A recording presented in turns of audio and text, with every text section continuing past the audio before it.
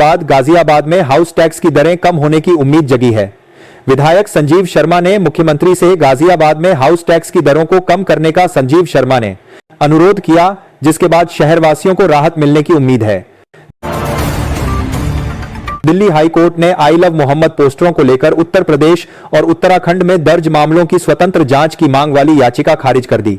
अदालत ने कहा कि वह अन्य राज्यों में दर्ज प्राथमिकियों पर निर्देश नहीं दे सकती क्योंकि वे उसके अधिकार क्षेत्र से बाहर हैं। याचिकाकर्ताओं ने धार्मिक स्वतंत्रता के उल्लंघन का आरोप लगाया था, लेकिन कोर्ट ने इसे अस्वीकार कर दिया। नोएडा और ग्रेटर नोएडा में वायु गुणवत्ता सूचकांक AQI रेड जोन में पहुंच गया है, जिससे प्रदूषण का स्तर खतरनाक रूप से बढ़ गया है। प्रदूषण नियंत्रण के नियम केवल कागजों तक सीमित हैं, जिनका जमीनी स्तर पर कोई असर नहीं दिख रहा। नियमों के उल्लंघन के बावजूद अधिकारियों की निष्क्रियता से जनता परेशान है और स्वास्थ्य संबंधी समस्याओं का सामना कर रही है।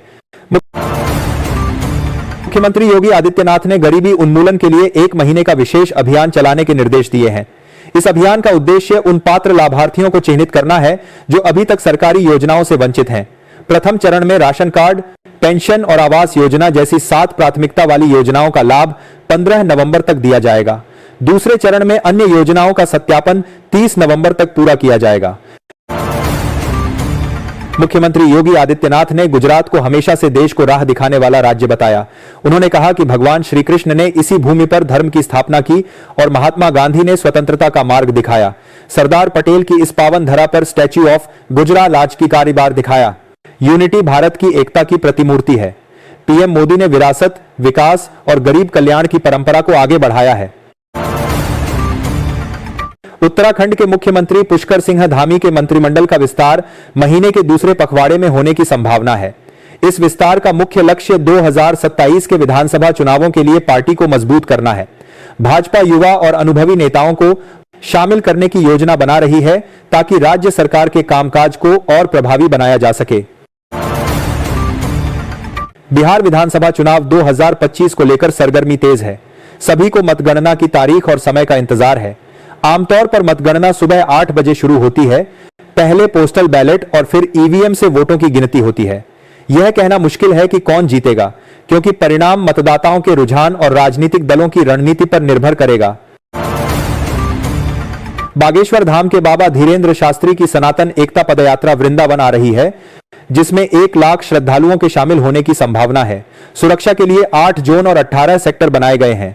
मथुरा समेत कई जिलों से 3000 पुलिसकर्मी तैनात किए गए हैं। कोसीकलां अनाज मंडी में पहला पड़ाव होगा, जहां सीसीटीवी कैमरों से निगरानी रखी जा रही है। दिल्ली एनसीआर समेत पूरे देश में ठंड का असर दिख रहा है। मौसम विभाग ने कई राज्यों में बारिश और बर्फबारी का अलर्ट जारी किया है। वहीं पश्चिमी मध्य प्रदेश, छत्तीसगढ़ और राजस्थान में शीतलहर की संभावना है। चीन सीमा पर दौलत बाग ओल्डी में बिजली पहुंचाने की योजना से भारतीय सेना और वायुसेना की रणनीतिक तैयारी मजबूत होगी। इस कदम से दूरस्थ क्षेत्र में विकास को बढ़ावा मिलेगा और सैनिकों का जीवन सुगम होगा। उत्तराखंड में पर्यटन को बढ़ावा देने के लिए साहसिक खेलों पर जोर दिया जा रहा है।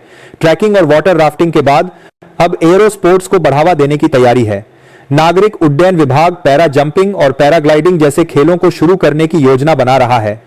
ऋषिकेश, मसूरी और नैनीताल जैसे क्षेत्रों में एरो स्पोर्ट्स को प्रोत्साहित किया जाएगा, जिससे राज्य में पर्यटकों की संख्या में और वृद्धि हो सके। दिल्ली में हुए धमाके के बाद शिवसेना नेता संदीप पंडित ने पंजाब सरकार से राज्य में मुस्लिम समुदाय की गहन जांच करने का आग्रह किया है। उन्होंने कहा कि यह कदम राज्य की सुरक्षा के लिए जरूरी है, न कि किसी धर्म के खिलाफ। उन्होंने किराए के मकानों में रहने वाले बाहरी लोगों का सत्यापन करने और संदिग्ध गतिविधियों की सूचना तुरंत प्रशासन को देने की अपील की है। अमेरिका में 43 दिनों से जारी शटडाउन अब समाप्ति की ओर है।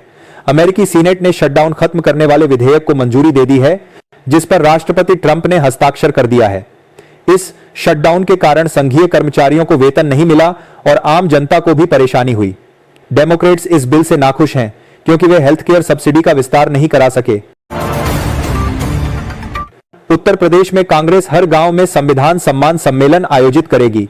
इसका उद्देश्य पिछड़े और वंचित समुदायों को पार्टी से जोड़ना है। सम्मेलनों के माध्यम से संविधान के मूल्यों का प्रसार किया जाएगा, जिससे इन समुदायों को संगठित किया जा सके। यह प्रयास कांग्रेस को उत्तर प्रदेश में मजबूत करने की दिशा में एक महत्वपूर्ण कदम है।